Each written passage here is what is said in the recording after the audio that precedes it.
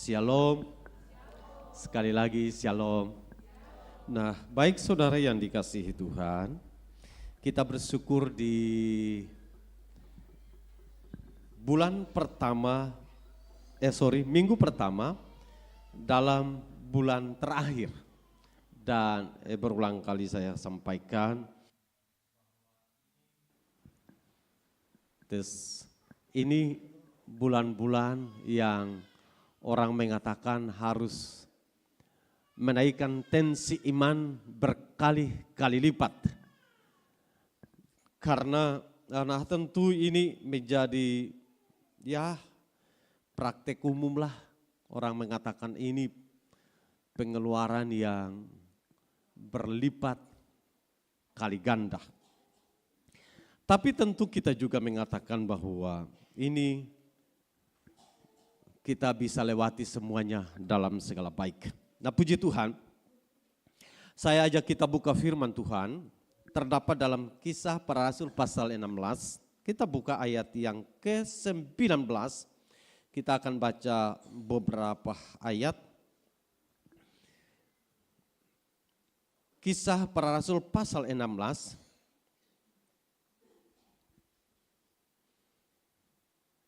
semua sudah dapat? Kita akan baca mulai ayat yang ke-19.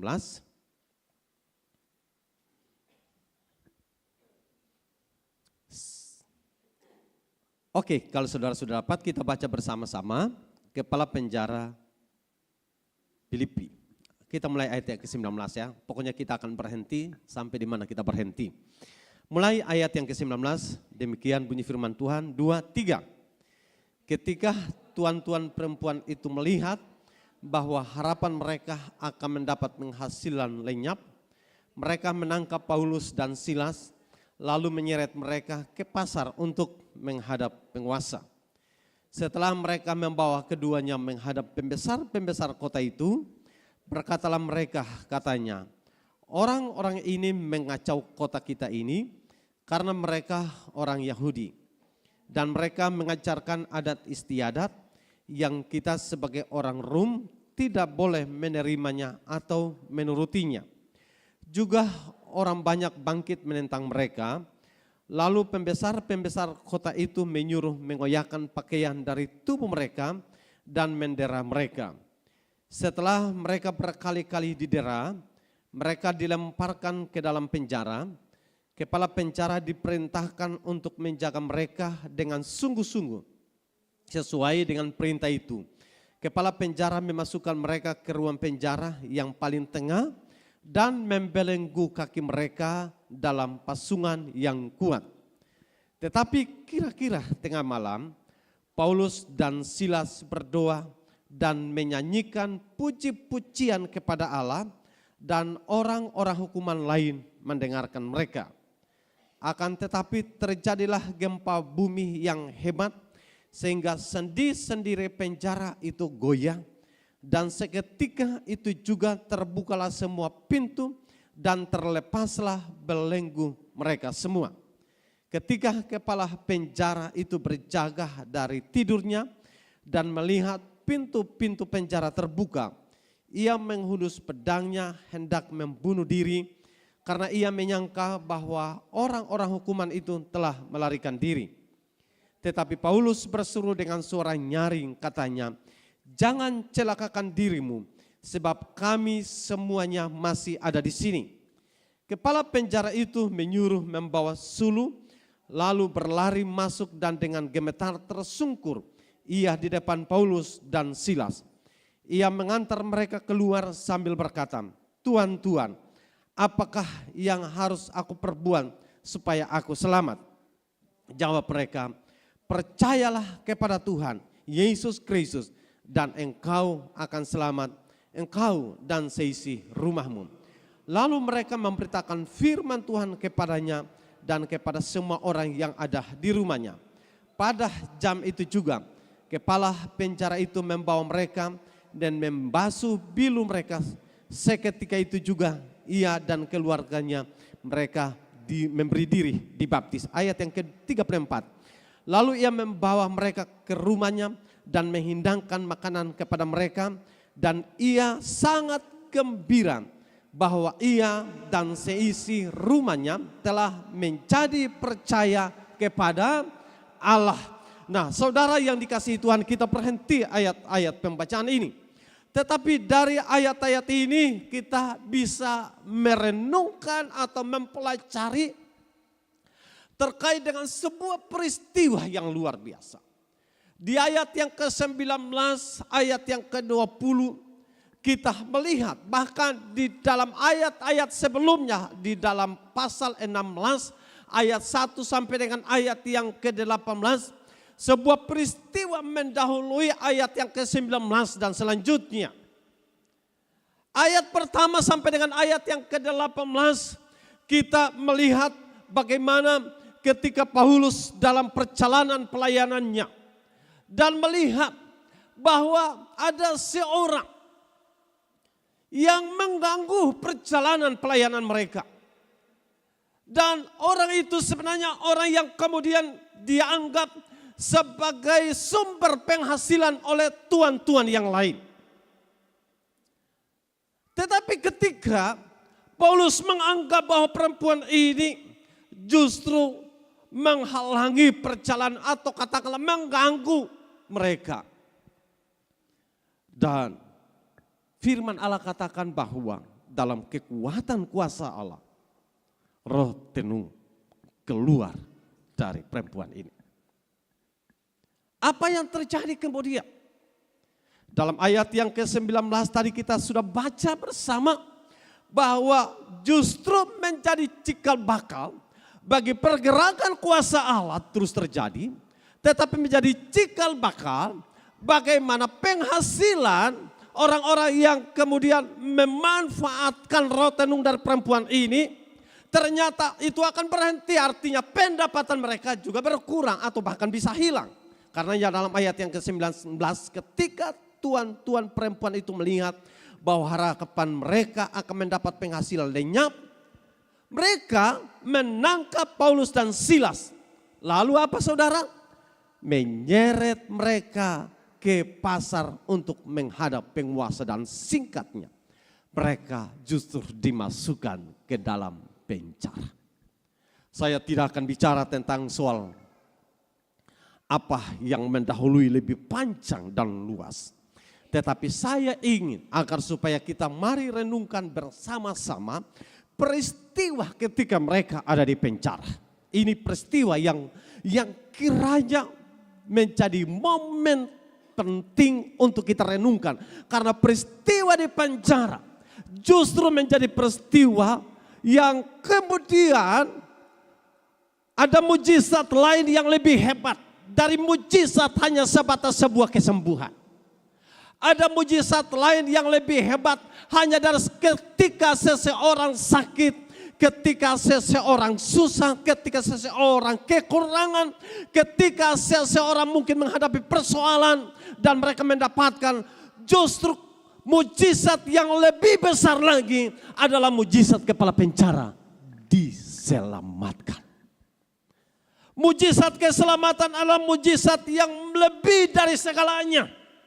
Kalau hari ini saudara bisa dapat melewati mujizat sebagaimana tadi saya katakan mujizat kesembuhan, maka mujizat keselamatan itu jauh lebih besar dari mujizat kesembuhan saudara. Kalau selama ini ada banyak orang yang mendemonstrasikan kuasa tentang kesembuhan, tentang mujizat-mujizat, silakan. Tetapi di atas semuanya itu, mujizat keselamatan itu jauh lebih dari segalanya. Karenanya dalam pelajaran-pelajaran yang Yesus sampaikan, waktu orang menghadap Tuhan dan mengatakan, Tuhan, bukankah kami telah melakukan mujizat-mujizat ini itu macam-macam. Tapi dikatakan bahwa nyala daripadaku. Jadi bukan soal mujizatnya. Kalau mujizat itu saya bisa katakan itu bonus. Amin. Itu bonus. Tapi saya ingin agar supaya kita semua kembali memastikan bahwa mujizat terbesar adalah terkait dengan keselamatan. Nah, kalau mujizat terbesar adalah terjadinya sebuah keselamatan di tengah-tengah keadaan yang tidak ada harapan. Bagaimana kepala penjara Alkitab katakan dia siap bunuh diri. Tapi justru proses selanjutnya adalah bahwa kemudian kepala penjara bersama keluarganya Alkitab katakan diselamatkan. Nah, hari ini saya juga ingin agar supaya kalau kepala penjara ini membuat sebuah pernyataan. Dia mengatakan begini, bagaimana caranya supaya kami diselamatkan. Dan Paulus dengan lantang mengatakan, percayalah kepada Tuhan Yesus. Engkau akan diselamatkan.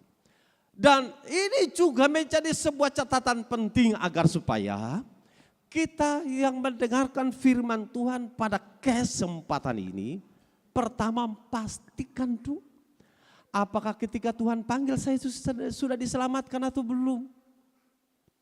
Kalau hari ini Tuhan datang, apakah saya sudah siap atau belum? Ataukah masih bertanya-tanya, kalau Tuhan datang, kalau Tuhan panggil saya diselamatkan atau tidak? Atau kok masih ragu-ragu?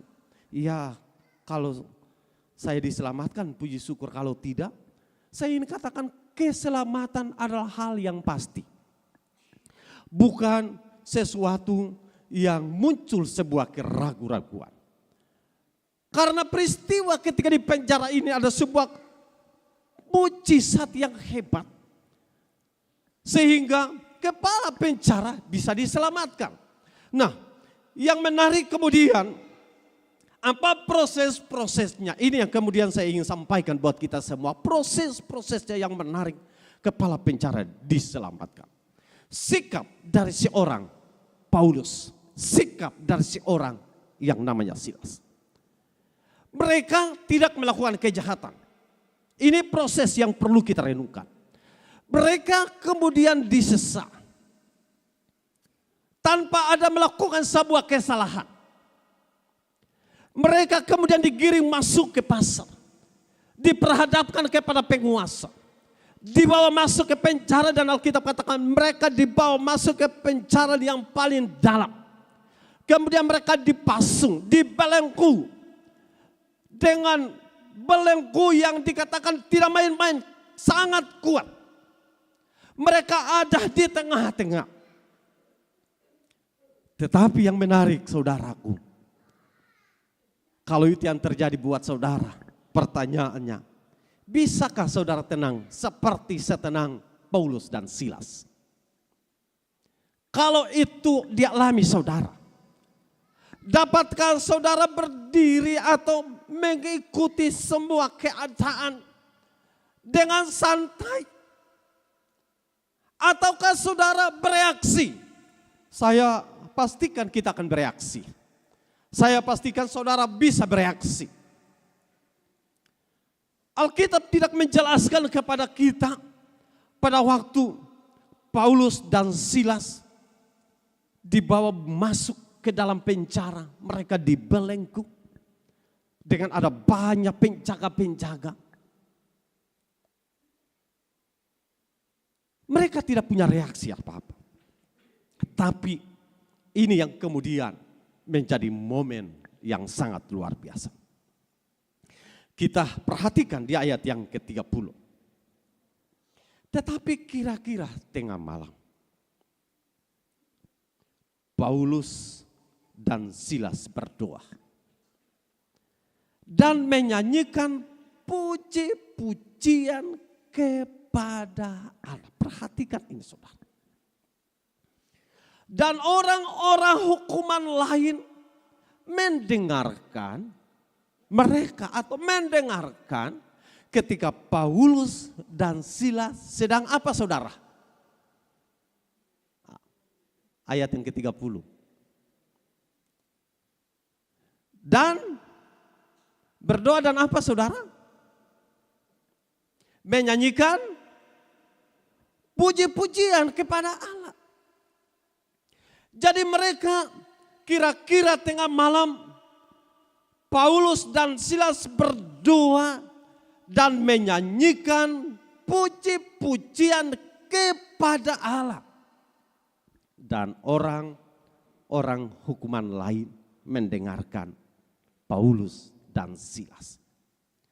Dalam catatan ini, sekali lagi, mereka dipenjara.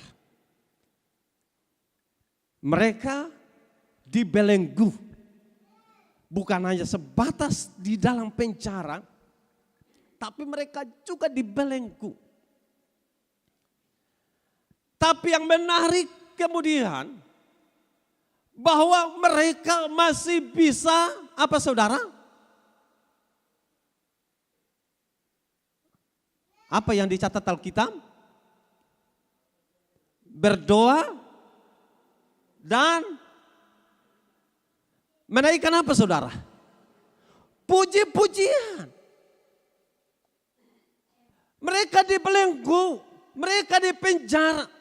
Tapi mereka masih berdoa dan menaikkan puji-pujian atau menyanyikan puji-pujian kepada Allah. Dan hendaklah kita belajar dari peristiwa ini. Karena ternyata puji-pujian, doa yang dinaikkan oleh Paulus dan Silas menghasilkan mujizat yang luar biasa. Atau katakanlah begini, kalau hari ini saya mengatakan kuasa dalam pujian atau kuasa dalam puji-pujian, maka belenggu atau penjara tidak dapat menahan Paulus dan Silas. Untuk apa? Untuk memuji dan menyembah Tuhan. Untuk apa?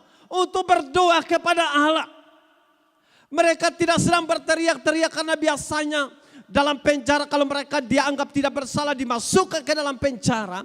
Karena kalau mereka menjadi stres dan mereka berteriak-teriak kepada penjaga, mereka berteriak-teriak kepada orang yang ada di seputarnya, lalu mengatakan bebaskan kami karena kami tidak bersalah.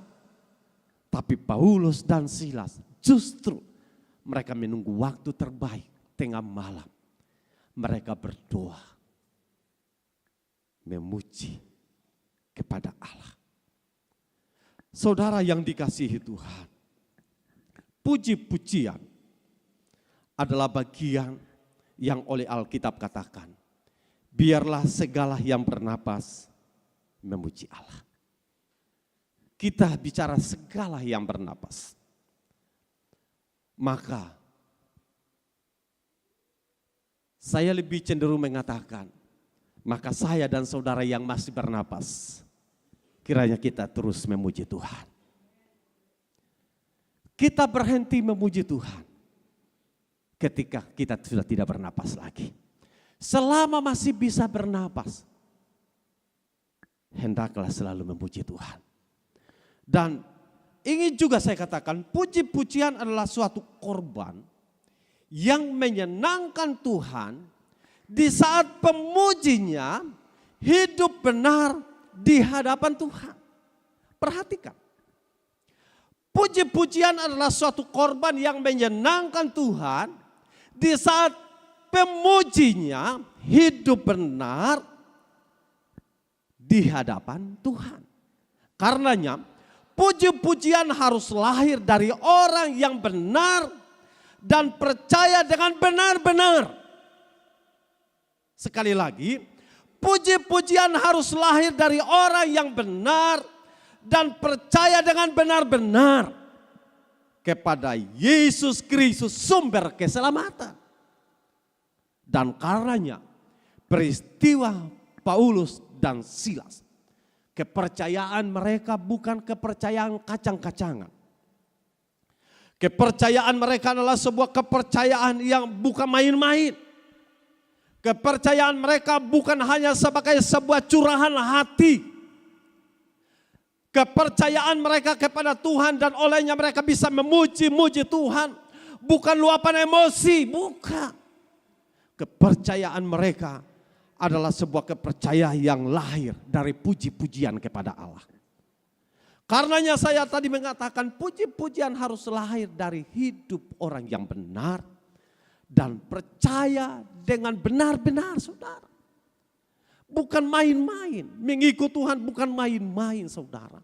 Karena tentang keselamatan harga dibayar itu bukan main-main. Harga tentang keselamatan itu mahal. Karenanya Alkitab katakan apa gunanya kita memiliki seisi dunia, tapi kita kehilangan nyawa. Artinya nilai dunia ini, nilai langit dan bumi ini tidak ada apa-apanya dibanding jiwa saya dan saudara. Dibanding nyawa saya dan saudara, dibanding hidup saya dan saudara, itu jauh lebih berharga daripada segala sesuatu yang ada di dunia ini.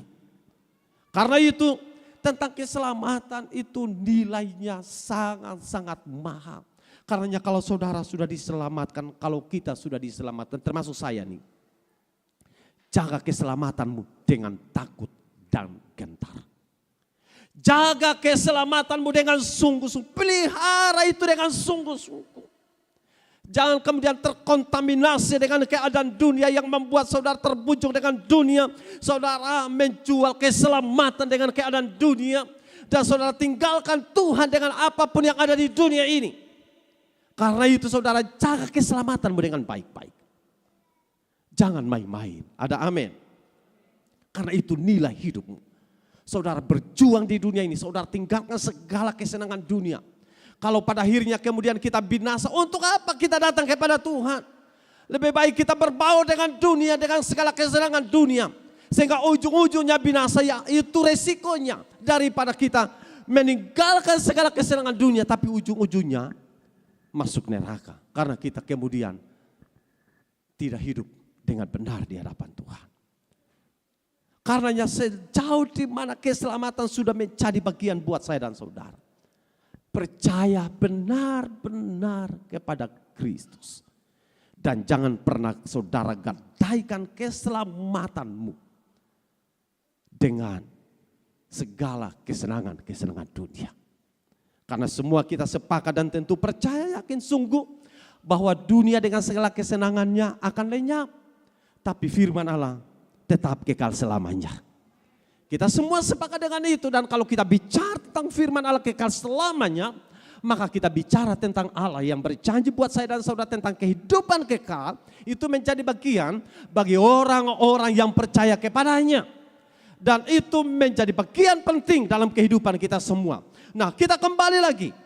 Kenapa penting bagi kita selaku orang yang percaya untuk selalu bisa dapat memuji Dia? Karena di dalam pujian ada kuasa, atau kuasa di dalam pujian itu akan melekat di dalam hati setiap orang yang percaya, hidup benar dan benar-benar percaya kepadanya. Nah, kalau itu yang kita temukan, maka hendaklah orang-orang percaya harus bisa dapat melihat pertama, di dalam pujian mampu membebaskan kita dari segala tekanan. Yang pertama, dalam pujian, dengan tanda petik ya, pujian yang dinaikkan dari orang-orang benar percaya, maka mampu membebaskan dari segala tekanan. Kita tentu tahu pada waktu Saul menyimpang dari kehendak Tuhan, roh Tuhan diangkat dari Saul. Dan Alkitab katakan bahwa roh jahat selalu datang mengganggunya. Tapi dalam pertama Samuel pasal 16 ayat yang ke-23, kalau di dalam Alkitab, dalam tab saudara-saudara baca dalam terjemahan firman Allah yang hidup, saudara temukan di sana begini. Setiap kali roh jahat mengganggu Saul, Daud memainkan kecapinya, dan Saul menjadi tenang serta merasa tentram karena roh jahat itu meninggalkan dia. Jadi setiap kali roh jahat mengganggu Saul, Daud memainkan kecapi. Nah, kenapa hanya muncul pernyataan alat musik ini?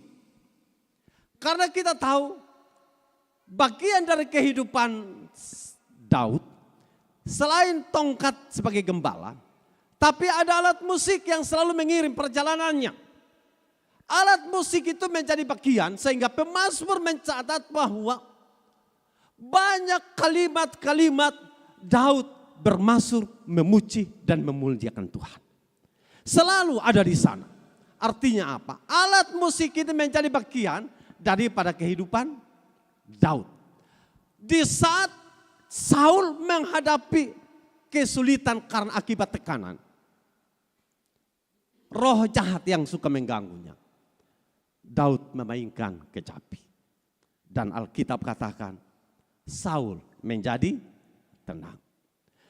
Kalau Alkitab menjelaskan itu, maka kita menemukan bahwa di saat saudara memuji dia, maka tekanan yang berat, saya pastikan engkau akan menjadi lebih ringan.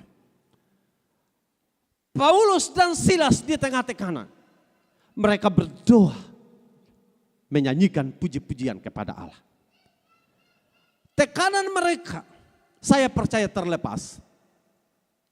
Tapi bukan hanya tekanan yang terlepas. Belenggu, penjara, juga menjadi porak-poranda kalau kita membahasakannya demikian. Ini muncul dari kuasa puji-pujian. Karenanya kalau kemudian kita merenungkan bagian-bagian ini, maka tentu kita akan dapat mengatakan bahwa puji-pujian dapat mampu membebaskan saudara dari seberapa beratnya tekanan dalam hidupmu. Engkau tidak akan pernah mengalami kebebasan dari tekanan saat engkau mengeluh. Engkau tidak akan mengalami kebebasan dari saat dimana engkau hanya marah-marah. Engkau tidak akan mengalami kebebasan dari segala tekanan-tekanan hidup hanya ketika saudara caci maki. Tapi engkau akan mengalami kebebasan dari tekananmu saat engkau berdoa, memuji dan menyembah Tuhan. Engkau akan mengalami hari-hari yang penuh dengan sukacita. Engkau akan mengalami hari-hari yang penuh dengan kemenangan. Engkau akan mengalami hari-hari yang penuh dengan sejahtera, lahir dari doa dan puji-pujian kepada Allah. Tapi kalau engkau melewatinya dengan bersungut-sungut, dengan marah-marah, dengan segala hal-hal yang kemudian saudara ikuti arus pikiranmu di luar dari kendali Allah, engkau akan menjalani hari itu dengan berat. Berbeda ketika engkau menjalaninya hari penuh dengan sukacita. Engkau akan jalani dengan kemenangan. Lahir dari sukacita dan kemenangan. Karena engkau meletakkan hati, hidup, pikiran dan kehendakmu kepada Kristus yang adalah Tuhan, penolong saya dan saudara. Kau akan mengalami hari-hari yang penuh dengan kemenangan. Puji-pujian mampu membebaskan saudara dari segala tekanan. Karenanya di saat engkau memuji Tuhan, pujilah Tuhan dengan sungguh-sungguh. Engkau punya masalah dirubah. Tidak ada orang yang tidak punya masalah. Yang sudah tidak punya masalah hanya mereka yang ada di keroko saudara. Yang kita masih hidup selalu punya masalah. Tidak ada orang yang tidak punya masalah, katakan amin. Tidak ada orang yang tidak punya masalah. Dari anak-anak kecil sampai orang yang tua sekalipun semua punya masalah. Orang yang kaya dan miskin sekalipun semua punya masalah. Saya sudah sampaikan beberapa waktu yang lalu, jangan kita berpikir orang yang kaya tidak punya masalah. Masalah lebih banyak dari saya dan saudara. Belum lagi ada pengkhianat-pengkhianat bisnis. Belum lagi ada pencuri-pencuri yang kelas kakap. Mencuri harta orang-orang kaya. Janganlah kita berpikir mereka adalah penguasa-penguasa, adalah orang-orang yang tidak punya masalah. Masalah lebih banyak. Orang mengatakan semakin tinggi itu pohon, semakin kuat tekanan angin. Karena semakin terlihat, atau semakin terasa, atau semakin bagaimana langsung menerpa pohon itu. Jadi semakin tinggi, semakin banyak masalah.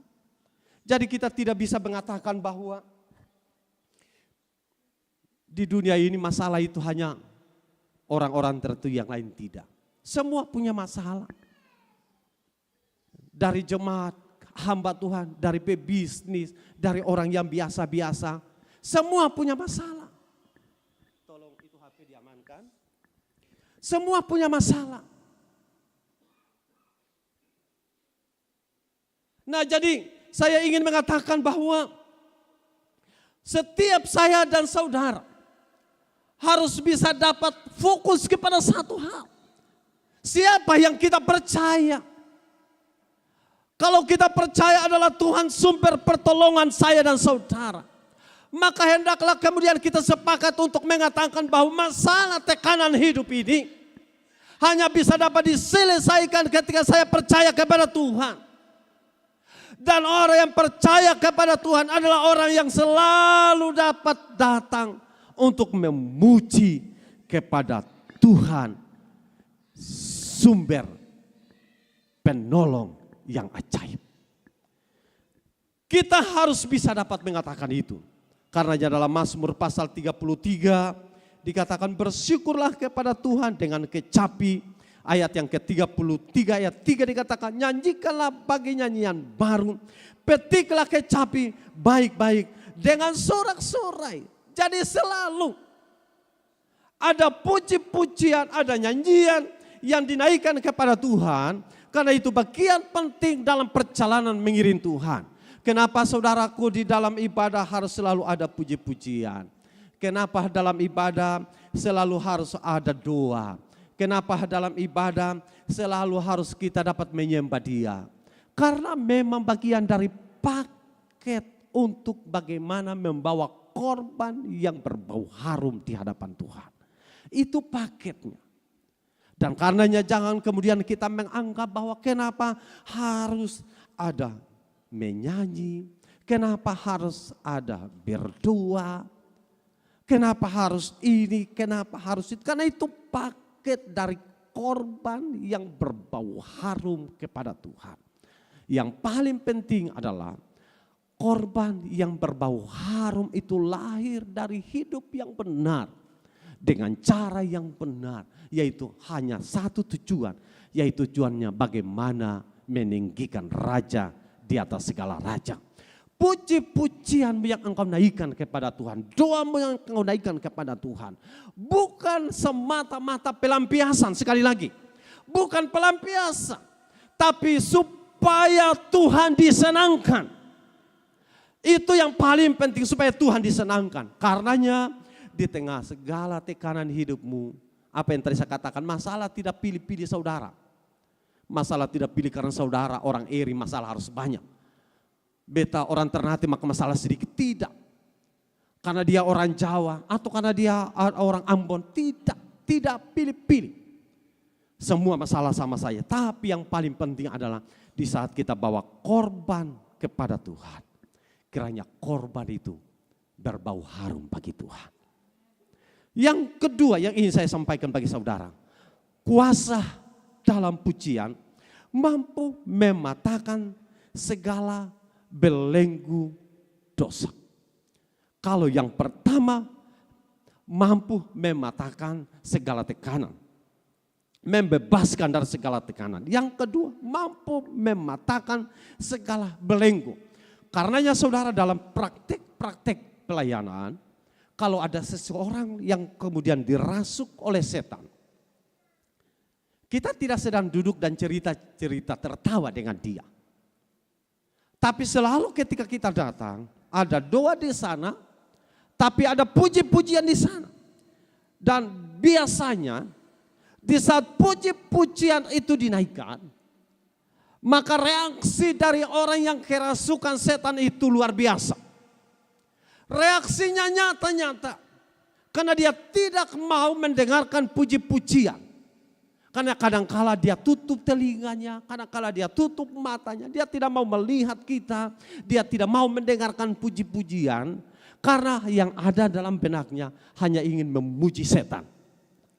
Tapi puji-pujian dapat mampu mematahkan segala belenggu dosa. Termasuk kalau ada orang yang hidup dalam dosa dan puji-pujian, dapat mampu membebaskan orang itu dari belenggu.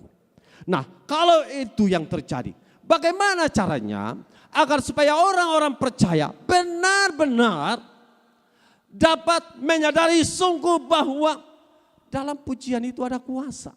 Karena kuasa yang tadi saya katakan, kuasa yang dapat mampu mematahkan segala belenggu dosa. Bahkan ikatan-ikatan lainnya. Saya berikan gambaran contoh bahwa belenggu yang dimiliki atau belenggu yang dialami oleh Paulus dan Silas, puji-pujian mampu mematahkannya. Penjara dapat mengalami kerusakan yang besar hanya dengan puji-pujian. Nah, kadang mungkin kemudian kita mengaplikasikannya bahwa kalau yang fisik saja bisa dapat hancur sedemikian. Bukankah fisik bukan musuh Paulus dan Silas? Musuh Paulus dan Silas bukan penjara fisiknya. Tapi di balik penjara fisik itu ada kebencian besar dari para penguasa. Ada tuan-tuan dari perempuan. Di balik itu ada roh yang lain. Roh kebencian, roh kemarahan kepada Paulus dan Silas.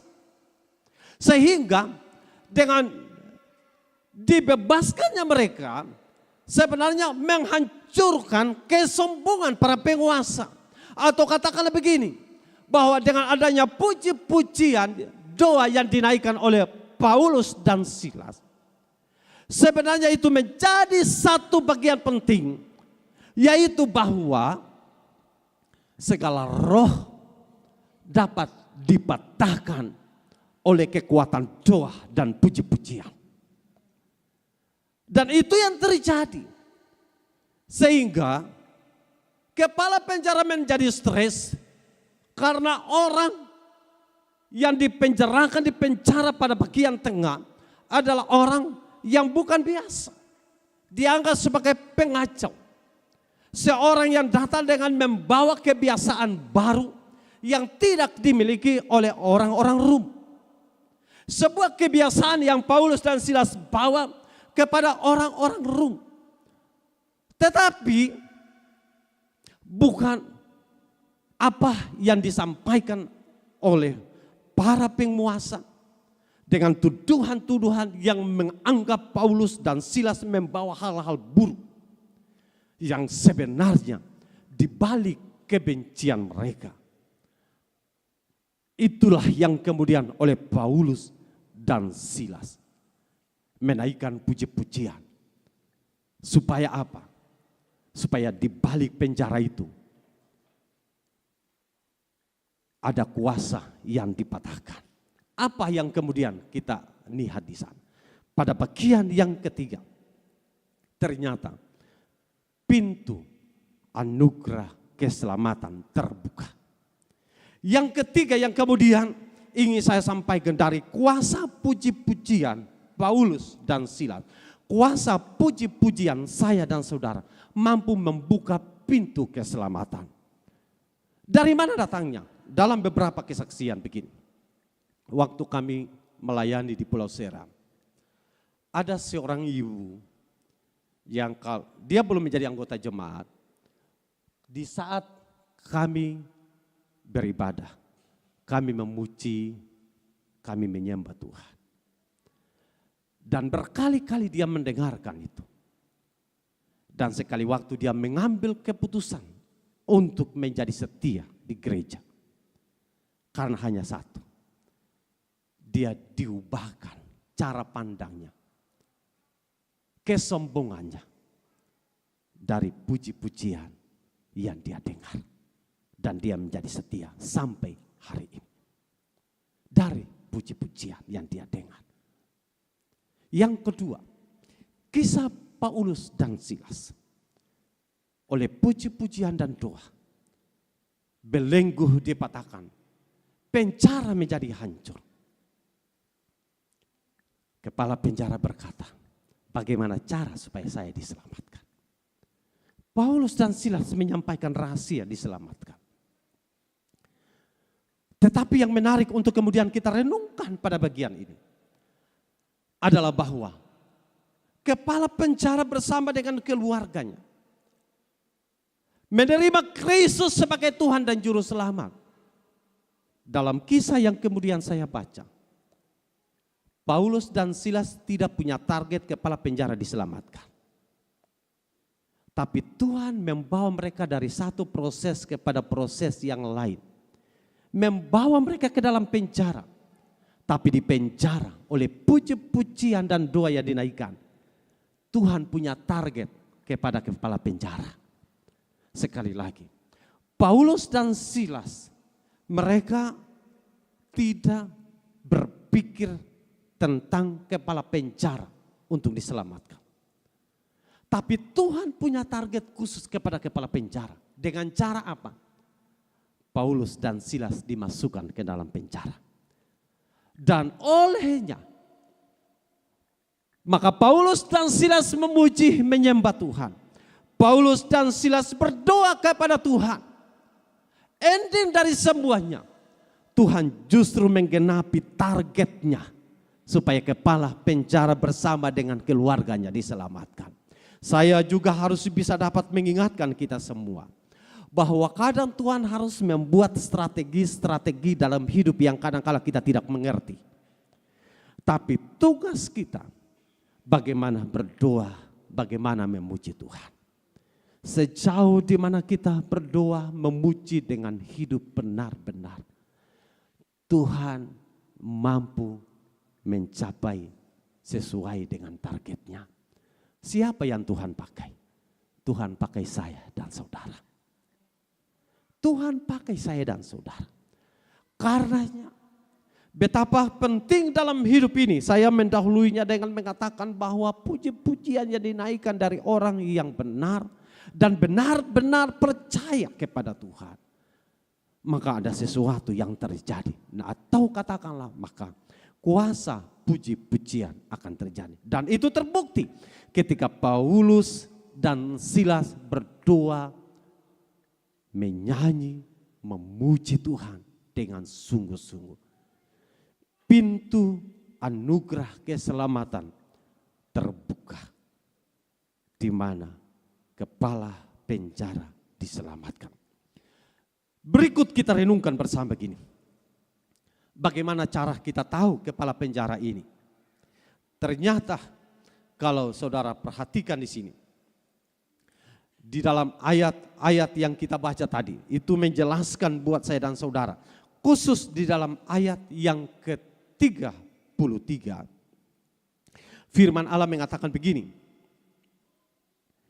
Ayat yang ke-33, sebentar. Kepala penjara menyerahkan diri untuk dibaptis. Dan kalimat ini sebenarnya kalimat komitmen yang muncul dengan menyerahkan diri untuk dia dibaptis. Ini bicara komitmen. Dan kepala penjara dalam statusnya sebagai kepala penjara, dia tidak pusing lagi. Dia tidak peduli lagi dengan statusnya. Yang paling penting adalah komitmen menyerahkan diri kepada Tuhan. Dengan dikatakan dengan menyerahkan diri untuk dibaptis. Dan ini menarik bagi saya dan saudara. Karena kepala penjara dengan komitmennya dia tidak main-main. Kepala penjara bersama dengan keluarganya hari itu juga, jam itu juga.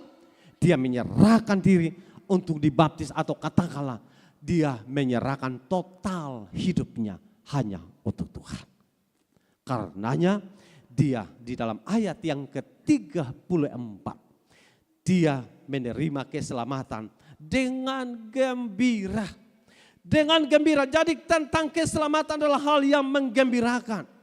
Paulus dan Silas ketika dia melaksanakan atau katakanlah menggenapi semua rencana Tuhan.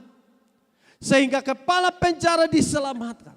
Dan kepala penjara mengatakan dia sangat bergembira. Saya rindu supaya kita yang diselamatkan selalu bergembira, saudara. Jangan sampai kita sudah diselamatkan tetapi tidak punya ada rasa gembira. Atau katakanlah jangan sampai kita sudah diselamatkan tapi kita tidak punya rasa bahagia. Orang yang diselamatkan bahagia karena keselamatan itu. Ingat baik-baik, bukti saudara diselamatkan, bangga dengan keselamatan itu. Kalau saudara tidak bangga dengan keselamatan, saudara belum diselamatkan. Karenanya saya ragukan keselamatan. Tapi kalau orang yang diselamatkan atau orang yang sudah diselamatkan, dia akan mengatakan saya bangga karena saya sudah diselamatkan. Dan saya rindu saudara menjadi orang yang bangga karena saudara sudah diselamatkan. Kalau kita tidak bangga dengan keselamatan, kalau kita tidak banggakan dengan keselamatan yang Tuhan sudah beri, maka sedang kita meragukan keselamatan itu.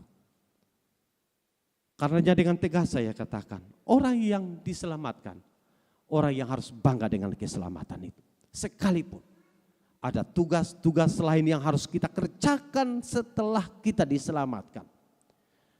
Di mana kita menjaga keselamatan itu dengan takut dan gentar. Ada hal yang lain yang harus kita kerjakan supaya hidup saya, hidup saudara bisa menjadi contoh, menjadi teladan bagi banyak orang. Maka itu tugas kita.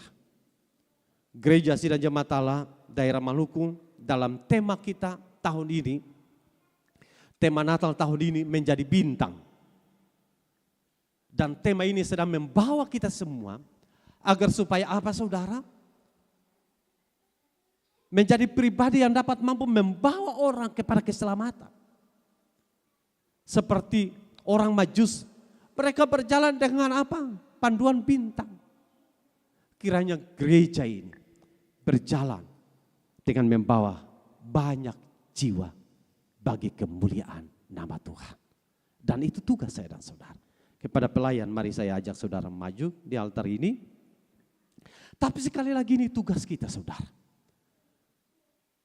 Tugas saya dan saudara tidak gampang, tugas kita tidak mudah. Tapi saya ingin pastikan bahwa orang-orang percaya harus bisa dapat berfungsi dan fungsi itu harus bisa dimaksimalkan.